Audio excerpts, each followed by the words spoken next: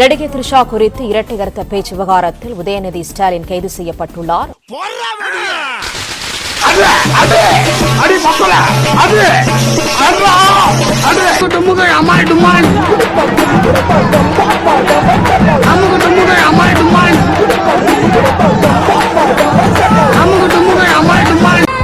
ஏண்டா இந்த விஜய தொட்டோம் நினைச்சு நினைச்சு நினைச்சு ஃபீல் பண்ண போறீங்க.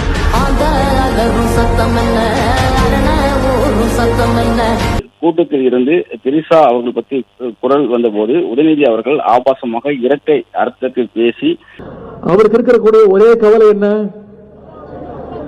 திமுக மேல என்ன பொய் வழக்கு போடலாம், என்ன பொய் கேஸ் போடலாம்.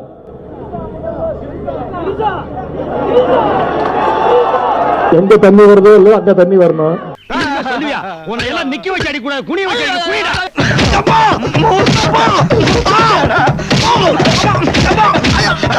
சிரித்ததாகவும் பெண்மையை களங்கப்படுத்தும் விதமாக இருந்ததாக கூறி தஞ்சை கிழக்கு காவல் நிலையத்தில் கொடுத்த புகாரின் அடிப்படையில் வழக்கு பதிவு செய்யப்பட்டிருக்கிறது.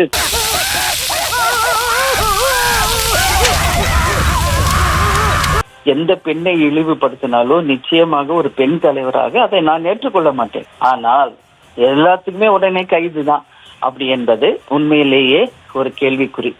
மன்னிக்கணும், அவங்களை கைது செய்யற தவிர வேற வழி இல்லை.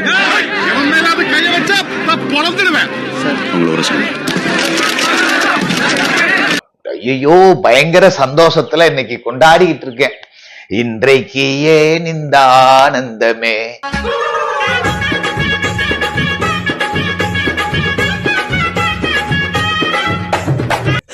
ஒன்னும் பண்ண மாட்டாங்கடா, கார்ல எடுத்துன்னு போவாங்க.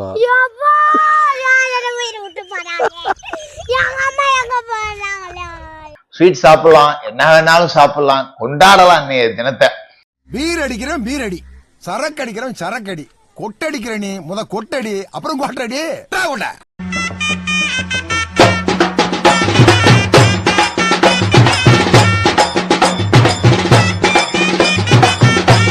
கைதுங்கிறது மட்டும்தான் பல பேருக்கு தெரியும்.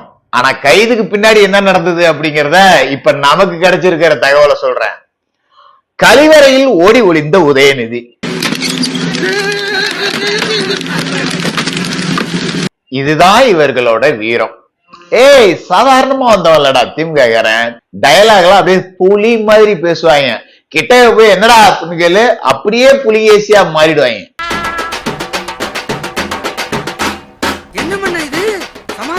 காட்டி ஆடி வருகிறான். பெருசா பேசுற, அப்படி பயன் சாகுற.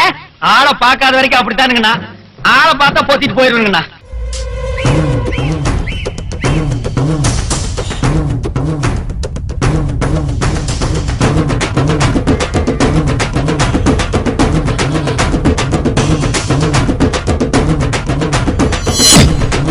உதயநிதி வெளியில வந்து இந்த கைது எனக்கு ரொம்ப காமெடியா தெரியுது அப்படின்னு. காமெடியா தெரிஞ்சா ஜெயில போய் உட்காந்து தனியா சிரிச்சிட்டு உட்காந்துரு, என்னத்துக்கு கோர்ட்டுக்கு போற? காமெடியான கைதுக்கலாமா நீ பெயில் வாங்க போவ? அந்த பயப்புள்ள சரி, காமெடியா இருக்கு கைது. ஒரு 15 நாளைக்கு இந்த காமெடியை நாம ரசிப்போமே. நீ ஏன் போய் கொசுக்கடியில ஜெயில கிடந்துட்டு வரக்கூடாது? சண்முகம் ஐடி மற்றும் உள்ளிட்ட 6 பிரிவின் வழக்கு பதிவு செய்ததாகவும் அந்த வழக்கின் அடிப்படையில் டிஎஸ்பி அழகேசன் தலைமையிலான போலீசார் நீலாங்கரைக்கூடிய உதயநிதி அவர்கள் வீட்டுக்கு வருகை தந்து அவரை கைது செய்வதற்காக காத்திருந்தார்கள்.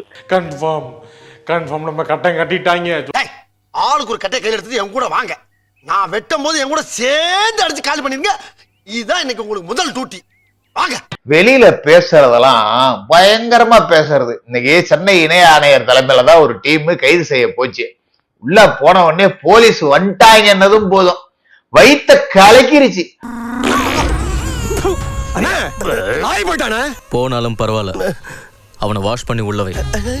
ஐயோ, வந்துட்டாங்களா, கைப்புள்ள ஓடுறா பாத்ரூமுக்கு அப்படின்னு ஓடி இருக்காப்ல. ஆய் வருதுண்ணே.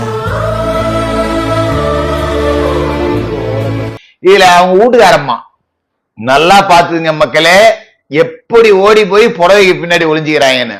வீட்டு பெண்களை முன்னிறுத்த கூடாது, நம்ம பிரச்சனையை நம்ம ஃபேஸ் பண்ணுவோம் அப்படின்னு சொல்லிட்டு நீ உள்ள போ உட்காரு, நான் பாத்துக்கிறேன் எதா இருந்தாலும் சொல்லிட்டு நான் தான் போய் முன்னாடி நிப்பேன். நீங்களும் அப்படித்தானே நிப்பீங்க. கிருத்திகா அவர்களை முன்னாடி நிறுத்திட்டு போய் பாத்ரூம்ல உட்காந்துக்கிட்டாரு. அந்த அம்மா வந்து அவர் காலை கடனை முடிக்க போயிருக்காரு, 10 நிமிஷம் கழிச்சுதான் வருவாரு. எப்ப காலையில 10:30 மணி வரைக்குமா காலை கடனை முடிக்காம இருந்தீங்க? என்னடா ரேஷன் கடையில் சீனிக்கு நிக்கிற மாதிரி என்னடா ஆச்சு? யாரோ உள்ள போயிட்டு கதவை திறக்க மாட்டேங்கிறாங்க. என்னடா இப்படி வந்து வாய் சேர்த்து ஒரே குத்துமா. எத்தனை மணிக்குப்பா ஏந்திருக்கிறீங்க? ஏதோ ஒரு 7-8 மணி வரைக்கும் தூங்கி இருக்கேன்னு வச்சாலும் சரி, 10 மணி வரைக்குமா தூங்குறது? சரி, அப்படியே தூங்கலைங்க, அவர் ஏஞ்சிட்டாருனாலும் போலீஸ பார்த்த உடனே 2வது வாட்டி கலக்கிருச்சு போல இருக்கு. ஆஹா, கிளம்பிருச்சியா கிளம்பிருச்சியா, கேட்காம கொள்ளாம கிளம்புது. ஐயோ, நிமிஷத்துக்கு ஒருக்கா கொப்பளிக்குது, நான் என்ன பண்ணுவேன்? உடனே சேகர் பாபு வந்துட்டாரு, மா சுப்பிரமணியம் வந்துட்டாரு.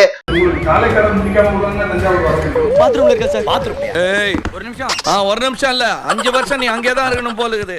மாப்பிள்ள சார் சபரீசன் வந்துட்டாரு. இவங்க எல்லாம் கொஞ்ச நெஞ்ச ஆட்டமா இதே போலீஸ வச்சுக்கிட்டு போட்டாங்க. திரும்ப அவங்க பொருள் எடுத்தே அவங்கள போடுறது. இதான் ரசிச்சுக்கிட்டே இருக்கேன்.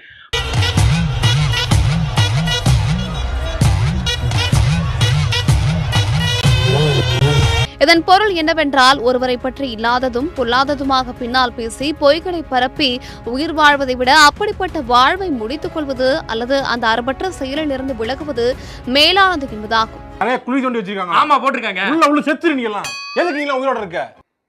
எடுத்த உடனே அப்பா ஓன் போட்டுருப்பாரு. எப்பா எப்பா சொல்லுப்பா அப்படின்னு இருப்பாரு. அவரு போலீஸ் வந்துட்டாங்கப்பா, அரெஸ்ட் பண்ண. அதுக்கு என்னப்பா ஏன்ட்ட சொல்ற, இங்க வந்துட போறாங்க, எடுத்து வைப்பாட்டு இருப்பாரு அவரு.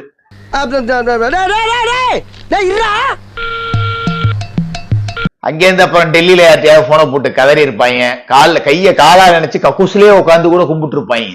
கதறி இருக்காங்க. எங்களை இந்த அடி அடிச்சிருக்காங்களே, ஏன் அடிச்சாங்கன்னு ஒரு வார்த்தை கேட்டியாடா? ஏன்டா கேட்கல? போன வாரம் 10 வயசு பையன் உன்னை அடிச்சிட்டான்னு சொல்லி உனக்கு சப்போர்ட் பண்ணி அவங்ககிட்ட சண்டைக்கு போல. அவங்க அப்பா என்ன போட்டு அந்த அடி அடிக்கிறான், திரும்பி பார்த்தா என்ன அம்மாவை விட்டுட்டு ஓடி போயிட்டேடா. இங்க வெளியில கிருத்திகா வந்து சமாதானம் பேசிட்டு இருக்காங்க. பாத்ரூம் போயிருக்காருங்க, வருவாருங்க, வெயிட் பண்ணுங்கன்னு. அவரு இணைய ஆணையரும் லேசுப்பட்ட ஆள் இல்ல, கட்டான ஆளதான் போட்டுருக்கேன் போல இருக்கு. 10 நிமிஷம் எத்தனை 10 நிமிஷமா உள்ள உட்காந்துருக்க? வீட்டுக்காரு பாத்ரூம் போயிருக்காரா இல்ல பாத்ரூம் கழுவ போயிருக்காரா? எம்மா நேரம் கழுவிட்டு உட்காந்து இருப்பாருங்கிற கணக்காதான் அவரு நினைச்சிருப்பாரு. அதான்டா பூனை இழைச்சதுன்னா எனக்கு கொண்டாட்டமா இல்லப்பா, நாளைக்கு போட்டு தர்றேங்கிற கையெழுத்த. சார், இப்ப நீங்க வரலனா சார், ஒரு மோளம் வச்சு மாலை போட்டு கூட்டிட்டு போய் கையெழுத்து வாங்குவேன் சார். உங்க வசதி எப்படி சார்? இல்லப்பா, எத்தனை கையெழுத்து இப்பயே போட்டு வா போலாம். சார் அந்த மாலை சார். இது போய் பாத்ரூம்ல செந்தில் பாலாஜாவை ஒண்ணுக்குதான் போனாரு. இது 2க்கே போயிடுச்சு. எங்க? ஏய், நான் பரவாயில்லடா, நீ ரொம்ப அசிங்கமா இருக்கிறடா. 10 நிமிஷத்துக்கு மேல பாத்ரூம்லயே போய் உட்காந்து 10 நிமிஷம் அரை மணி நேரம் ஆகி விடுச்சு. கடுப்பாகி போய் வா வெல்லன்னு சொல்லி அப்புறம் இழுத்துட்டு வந்துட்டாங்க. நீ என்னடா நாட்டு சுதந்திரத்துக்கடா போராட்டு போன லவடிக்கப்பால் திருட்டு போயண்டா நீ ஒரு திருடன். எனக்கு தெரிஞ்ச டாக்டர் புதுசா ஒரு ஆஸ்பத்திரி ஆரம்பிச்சிருக்காரு, வந்து ஒரு ஊசியை போட்டு போங்க. ஊசியை போட்டு போவா? நான் எதுக்கு ஊசி போடணும்? நீங்க முகராசியான ஆளா இருக்கீங்க, வந்து ஒரு ஊசியை போட்டு போனீங்கன்னா அப்புறம் அந்த ஆளுக்கு அதுவா வியாபாரம் ஓடிக்கும்.